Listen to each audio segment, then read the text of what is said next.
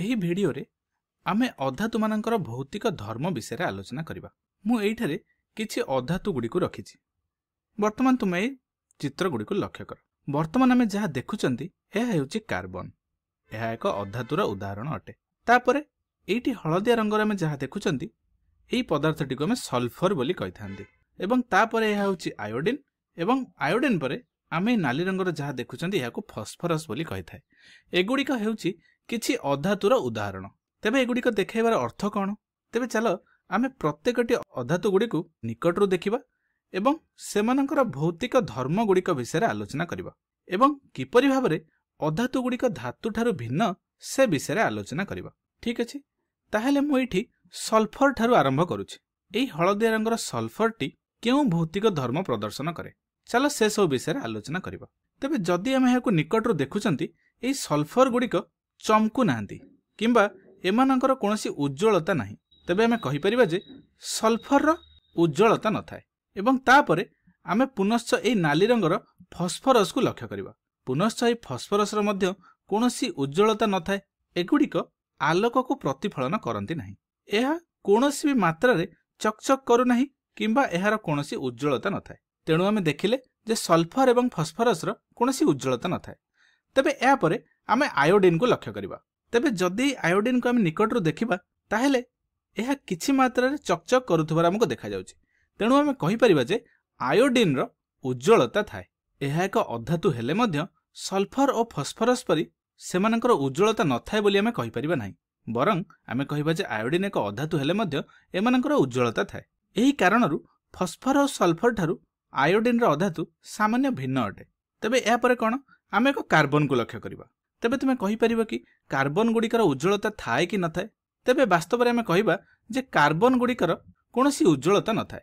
ତୁମେ ଏଇଠି କାର୍ବନ କେସ୍ରେ ସାମାନ୍ୟ ଚକଚକ୍ ହେଉଥିବାର ଦେଖିପାରୁଥିବ, କିନ୍ତୁ ଏହାକୁ ଆମେ ଉଜ୍ଜ୍ୱଳତା ବୋଲି କହିବା ନାହିଁ। ତେଣୁ ଏଇଠି ଆମେ ଯେଉଁ ଚାରୋଟି ଅଧାତୁ ଗୁଡ଼ିକୁ ଦେଖିଲେ ସେମାନଙ୍କ ମଧ୍ୟରୁ କେବଳ ଆୟୋଡିନର ହିଁ ଉଜ୍ଜ୍ୱଳତା ଥାଏ, ବାକି କୌଣସିଟିର ଉଜ୍ଜ୍ୱଳତା ନଥାଏ। ତେଣୁ ଆମେ କହିପାରିବା ଯେ ଆୟୋଡିନ ହେଉଛି ଏକ ବ୍ୟତିକ୍ରମ। ତେଣୁ ଆମେ ସାଧାରଣତଃ କହିପାରିବା ଯେ ଧାତୁମାନଙ୍କର ଉଜ୍ଜ୍ୱଳତା ଥାଏ କିନ୍ତୁ ଅଧାତୁମାନଙ୍କର ଉଜ୍ଜ୍ୱଳତା ନଥାଏ। କେବଳ ଆୟୋଡିନ ହେଉଛି ଏକ ବ୍ୟତିକ୍ରମ। ତେବେ ପୁନଶ୍ଚ ଚାଲ ଆମେ ଅଧାତୁ ଗୁଡ଼ିକର ଶକ୍ତ, ନମନୀୟତା ଏବଂ ତନ୍ୟତାକୁ ଆଧାର କରି ସେମାନଙ୍କର ଭୌତିକ ଧର୍ମ ବିଷୟରେ ଆଲୋଚନା କରିବା। ତେବେ ପ୍ରଥମେ ମୁଁ ଯେତେବେଳେ ଶକ୍ତ ବୋଲି କୁହେ ଏହାର ଅର୍ଥ ହେଉଛି ଯେ ଏହି ବସ୍ତୁଟି ବା ପଦାର୍ଥଟି କେତେ କଠିନ କିମ୍ବା କେତେ ନରମ। ପୁନଶ୍ଚ ଯଦି ନମନୀୟତାକୁ ମୁଁ କହିବି ତେବେ ନମନୀୟତାର ଅର୍ଥ କ'ଣ? ନମନୀୟତାର ଅର୍ଥ ହେଉଛି ଯଦି କିଛି ବସ୍ତୁକୁ ଆଘାତ କଲେ ତାହା ପତଳା ଚାଦରରେ ପରିଣତ ହୋଇଯାଏ ତାହାକୁ ଆମେ ସେହି ବସ୍ତୁର ନମନୀୟତା ବୋଲି କହିଥାନ୍ତି। ପୁନଶ୍ଚ ତନ୍ୟତା କ'ଣ? ତନ୍ୟତାର ଅର୍ଥ ହେଉଛି ଯଦି କିଛି ବସ୍ତୁରୁ ଏକ ତାର ପ୍ରସ୍ତୁତ କରାଯାଇପାରେ ତାହେଲେ ତାହାକୁ ଆମେ ତନ୍ୟତା ବୋଲି କହିଥାନ୍ତି। ଠିକ୍ ଅଛି, ତେବେ ଆସ ଆମେ ଅଧାତୁମାନଙ୍କୁ ଗୋଟିଏ ପରେ ଗୋଟିଏ ଆଣିବା ଏବଂ ସେମାନଙ୍କ ଉପରେ ପରୀକ୍ଷା କରି ଦେଖିବା। ତେବେ ପ୍ରଥମେ ଆମେ ସଲଫରକୁ ନେବା। ଯେତେବେଳେ ସଲଫରକୁ ଗୋଟେ ହାତୁଡ଼ି ସାହାଯ୍ୟରେ ଆଘାତ କରାଯାଉଛି ଏହା ଭଙ୍ଗୁର ହୋଇଯାଉଛି ବା ଚୂର୍ଣ୍ଣୀଭୂତ ହୋଇଯାଉଛି।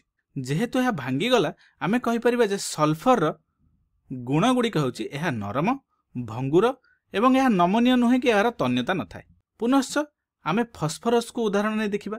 ଫସ୍ଫରସ ତ ସହଜରେ ପାଉଡର ଅବସ୍ଥାରେ ଥାଏ, ତେଣୁ ଏଗୁଡ଼ିକ ମଧ୍ୟ ସାଧାରଣତଃ ଭାବରେ କହିପାରିବା ଆମେ ନରମ, ଭଙ୍ଗୁର, ଏଗୁଡ଼ିକ ନମନୀୟ ନୁହେଁ ଏବଂ ଏହାର ତନ୍ୟତା ନଥାଏ। ପୁନଶ୍ଚ ଆୟୋଡିନକୁ ନେବା ଏବଂ ପୁନଶ୍ଚ ଯେତେବେଳେ ଆୟୋଡିନକୁ ଆମେ ଏକ ହାତୁଡ଼ି ସାହାଯ୍ୟରେ ବାଡ଼େଇବା ଏଗୁଡ଼ିକ ମଧ୍ୟ ଚୁନା ଚୁନା ହୋଇଯାଉଛି। ତାହେଲେ ଆମେ ଏହି ଆୟୋଡିନକୁ ମଧ୍ୟ କହିପାରିବା ଯେ ଏଗୁଡ଼ିକ ନରମ, ଭଙ୍ଗୁର, ଏଗୁଡ଼ିକ ନମନୀୟ ନୁହେଁ ଏବଂ ଏଗୁଡ଼ିକର ତନ୍ୟତା ନଥାଏ। ପରିଶେଷରେ କାର୍ବନକୁ ନେବା। ପୁନଶ୍ଚ ଯେତେବେଳେ କାର୍ବନକୁ ଆଘାତ କରିବା ଏହା ମଧ୍ୟ ଭାଙ୍ଗି ଯାଉଛି।